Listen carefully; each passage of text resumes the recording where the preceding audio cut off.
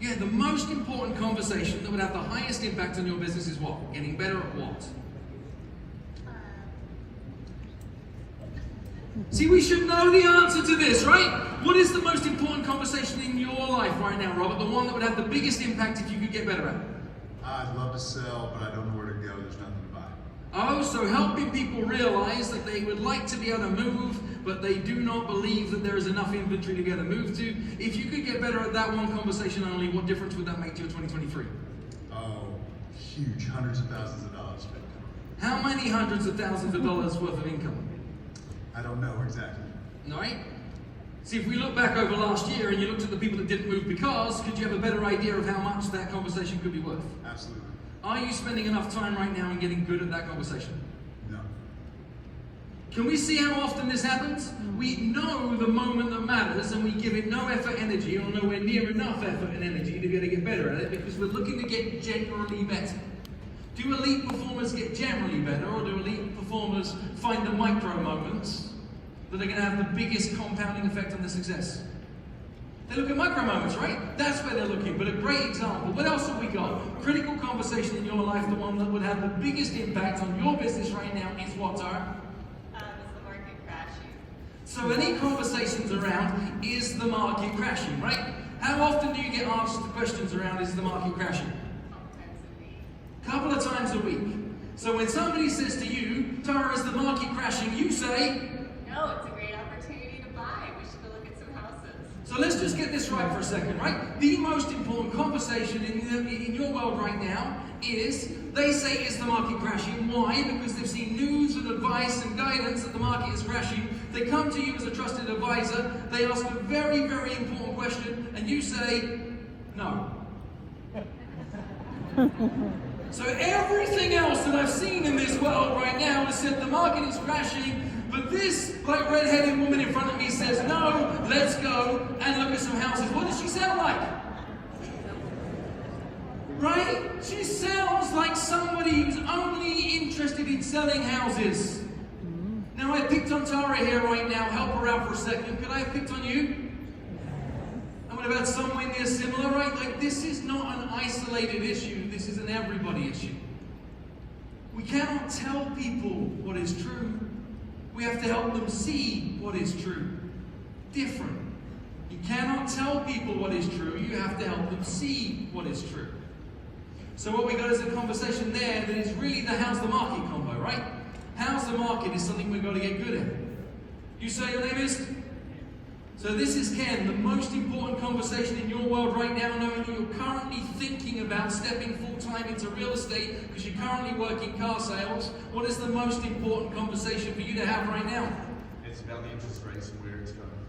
Conversations about the interest rates. What about them? Interest rates are fantastic. The higher interest rates are driving down the price of the market.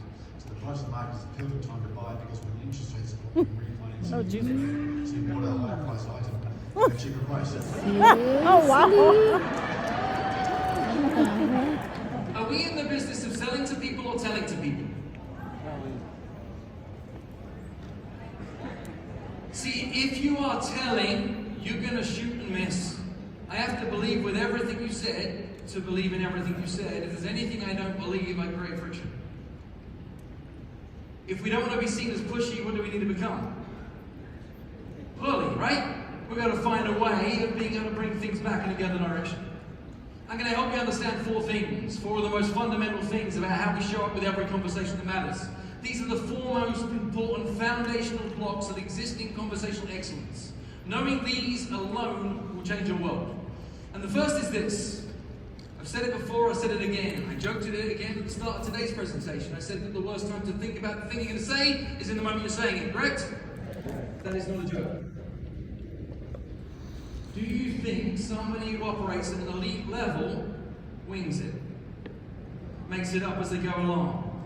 Relies on their experience? I would argue that one of the greatest expenses to your business right now is your experience. Because you've been in situations before, because you're pretty darn good at what you do, because you can get yourself out of those holes, you show up a 6 out of 10 version of yourself ready, and it doesn't cost you too much most days. So we become complacent on that. But the best of the best of the best know exactly what to say, when to say it, how to make it count. They know that with the right words at the right time, you're going to give them the difference. Answer me this. What does second place pay in this business? Nothing. But we play like we get silver medals. There are no silver medals. You don't get a podium. There's no photo. You don't get to go on tour telling people how you came second. No, I'm awesome. Second place pays nothing. The worst time to think about the thing you're going to say is in the moment you're saying it. So get ready for every critical conversation that shows up in your world. And when I say ready, I mean like I got this ready. There's no way that this can go anywhere other than I've got this. The critical conversations that you show up to with your clients, how many times have they been in them? Sadly, the same number of times as you most of the time. Which makes us like 50-50. If you are ready, you should be entering into a scenario that you've been in dozens of times, but they're in for the first time. Doesn't that give you a fair advantage? Isn't that what crazy I got this moment? So the first foundational element is to remember that the worst time to think about the thing you're going to say is in the moment you're saying. So all of the moments that matter to you, document them. Decide what are the high impact moments. And I don't want you to work on anything other than those. What are the highest impact moments that exist in your world at this moment in time? The second foundational element is to remember that curiosity is the fuel to great conversation. Curiosity is the fuel to great conversation. Let's take the answers that we had from our trusted colleagues across the room that I know didn't give perfect answers but did show up and had an attempt at things. When I asked a question of them, did they respond with curiosity or certainty? They showed up with certainty, right? Is now a good time to buy? Yes! You have to leave space for the fact that it might not be. But for most people in most circumstances, given their unique situation, it could be the right thing to be able to do. Look back over your last 12 months. How expensive has your certain opinion been to you in your business? You showing up knowing the answer for people without knowing their circumstances, how much has that cost you? You look to show up in conversation after conversation after conversation to insert your expertise, yes? And you want to put your expertise into a conversation because you're an expert. You have valuable content, yes? You know a lot about a lot, yes? You are true masters of this profession, yes? All of this is true, but if you insert your content to a conversation before you understand their context, all you did is add noise to an already confusing moment. You want to master the art of influence in conversation, get really good at understanding the other person's context before you give advice. I've said this before, I'm going to say it again. If you're not catching it loud and proud, now's the time to catch it. Never, ever advise anybody to do anything unless you can say these words first. And the words I want you to say first are the words, because of the fact that you said. Because of the fact that you said blank, blank, and blank, then for those reasons, what I'd recommend is blank, blank, and blank. You know, let's come back right here and somebody's asking, is the market about to crash? We remain curious for long enough to understand their context so that we can say, hey, look, because of the fact that you said that it's really important for you to become a homeowner, and then what you do is that you get moved before Christmas so that you can actually enjoy your life together in a home that's big enough as a family. And what we are also starting to see is rates are dropping to a level that is far more reasonable and no signs of any immediate market crash in any way, shape or form. Because of the fact that you've said that, what I'd recommend that we do is that we spend some time getting out this weekend, just going to take a look at what's happening in the market at this moment in time. See the difference? See, that is a remarkably simple framework to understand and a very difficult framework to execute because you have to collect the blanks. Collecting the blanks means staying curious for long enough to collect the blanks. Make sense? So what is a critical conversation in your world, sir? Perhaps something that has the biggest impact right now, that if you could get really good at this, it would be money in 2023. I'd say driving attention to listings right now. Driving attention to listings right now. And how do you do that right now? Marketing. Okay. And what happens when somebody is driven towards a listing via marketing? What is the critical conversation that shows up? Can I afford it? Is that what you're certain it is or what you think it is? A little bit of both. Huh. See, here's the thing, right? People are saying, I want to market to be able to make the phone ring. I want to market to make the phone ring. I want to market to make the phone ring. When does the phone really ring in a real estate business? Not very often. Right? Most of our inbound phone calls when the phone rings are existing clients calling you with something they're having like a mild heart attack about, right? That's what most of our inbound phone calls truly are, is like a, oh crap, what's going wrong there? Type moment. See, what actually happens with online leads that you're looking to drive traffic towards is people flirt with that listing, right? They don't say, hey, I love that, I'm ready to buy. Ever found yourself walking into a retail store and you know exactly what you want? Tom laid this out yesterday. You know exactly what you want, and somebody says, hey, how can I help? And you say, I'm just looking. Even though you knew exactly what you wanted. You got lots of people that are showing up around your listing, and we show up with how can we help questions, and they say, I'm fine, just looking. look how predictable this is. So what we need to get remarkably good at is being curious about other people's circumstances. If people are flirting with your online listing, what is the most important piece of information you'd like to be able to find out from them? I would say their budget, how they plan on paying for it. It's all about the money, And then what qualities they're looking for in their next home. See, here be the mistake that we make again. So I'm looking for collective incompetence in the group here, right? That's what we're proving. Collective incompetence. So that we know that there is a bar that we can rise up to. No one person is being picked on. I'm picking on all of you. Know that, right? This is everybody at the exact same time. Collective incompetence at elite performance. You're pretty darn good at just above average, right? We've nailed just above average, but we're now looking to play elite, so we've changed the game. Here is the most important thing for you to find out from an online lead that is the safest place to play, that is hyper curious, that gives you a huge amount of context. Where are you living right now? Can you see how safe that is? See, everybody wants to play the checkers move to win the checkers game. I'm trying to teach you to play chess. In an online lead environment, somebody flirts with the lead. Do you think you could reach out with a DM or a quick text message back or a quick email? Hey, thanks for showing some interest. Where are you guys living right now? And they're like, I know this one. So they just tell you. And you go, how long have you guys been there? And they tell you. And you go, well, what is it about this place that might make you want to move? And they tell you. See how easy this is? We knew we wanted to get to checkmate, but you're trying to play a checkers move. Yet the game is now chess. Checkers was the old game. The new game is to think bigger and play chess. Are we getting this? Yeah. She's like, I see it! I see it! There's lights! People! Two foundational cornerstones so far, right? Worst time to think about the thing you're going to say is in the moment you're saying it. Then, curiosity is the fuel to great conversation.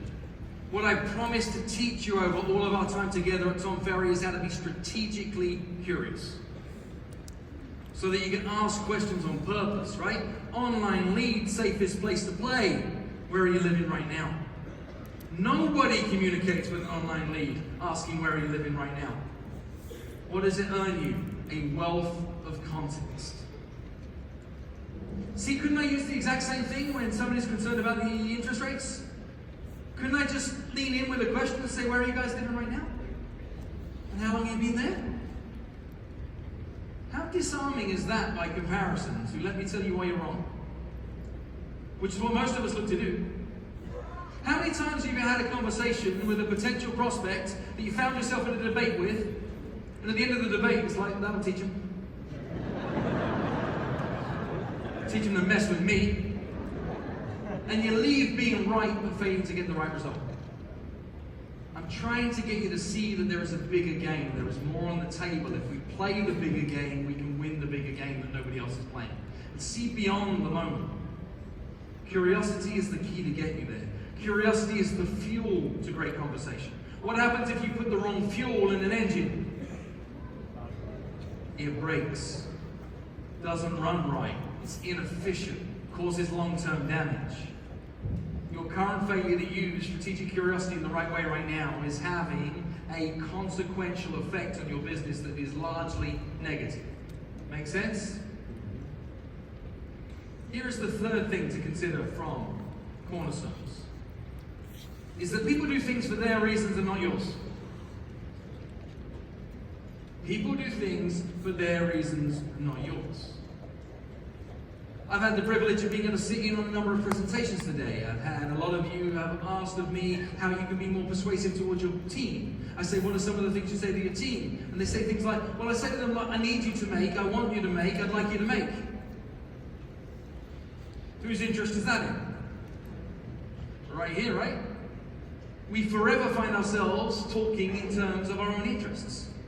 And I'm trying to explain to you that people do things for their reasons and not yours.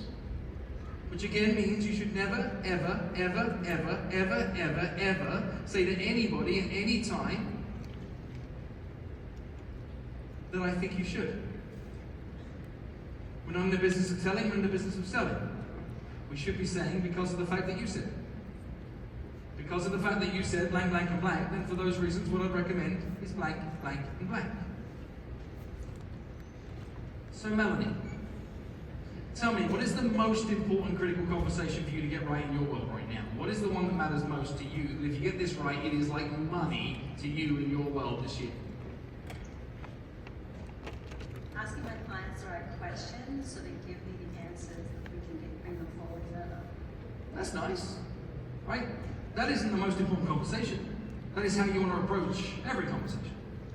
So of all the conversations with your clients, is this existing clients, past clients, future clients? Let's start there for starters. Which ones matters?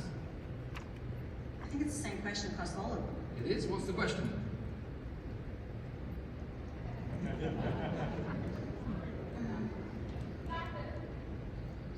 What needs to be broken? What needs to be broken? That's the question you'll ask of everybody you meet. Sometimes, You yeah. like my husband's face, and I'm like, what? Well, that takes therapy. Right? Which you find yourself needing to do sometimes, like mostly about right now. They are different conversations. Past clients, future clients, potential clients, long-term past clients. The question you need to ask of them is different. She is right though, right? Getting crystal clear on what the questions are that we need to ask key people at key moments in time is one of the essential skills for us to consider. But what happens is when I ask us, what is the question that we need to ask of those people, we find ourselves lost for words. So Jeff, what is a conversation that you need to master this year that is going to put money in your pocket? What are you looking to accomplish? Who? People. Whoever I'm around. So if it's tailored to real estate, ask more questions about that. Maybe I can help them out, get them to where they're looking to go.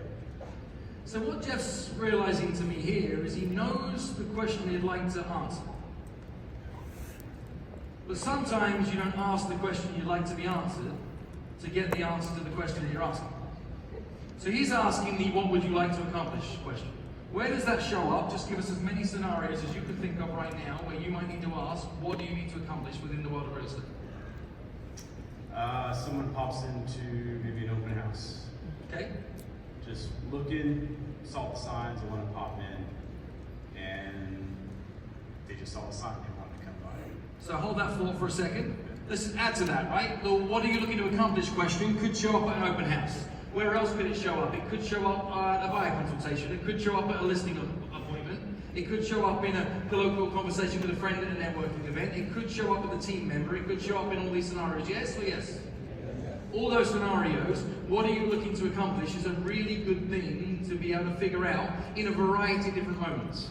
So here we are at an open house. Jeff, I'm walking into the open house. You want to find out what I'm looking to accomplish.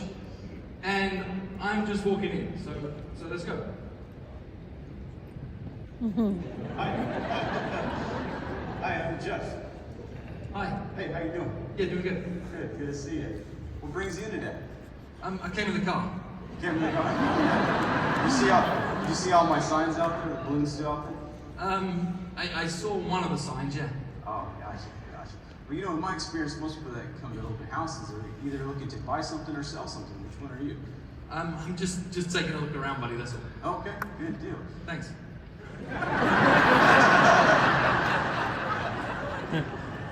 Hang on, I look like I'm being mean. Yes? Am I being mean or normal?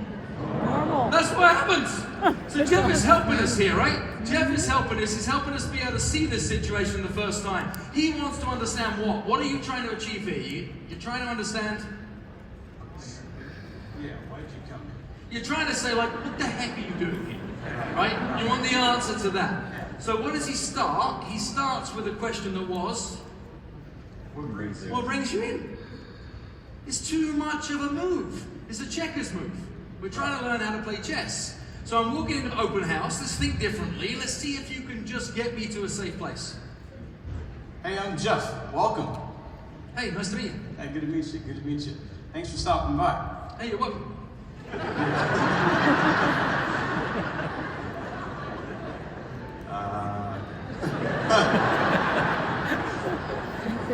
Y es la realidad. Yeah. Where do you live now, Phil? I live in New York City. Do you live in New York City? Okay, well, what brings you to Whidbey Island?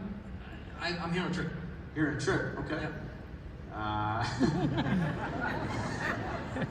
Poor guy. Huh? Phone friend? Poor Jeff, right? Poor Jeff. Right? Good job, right? Good job.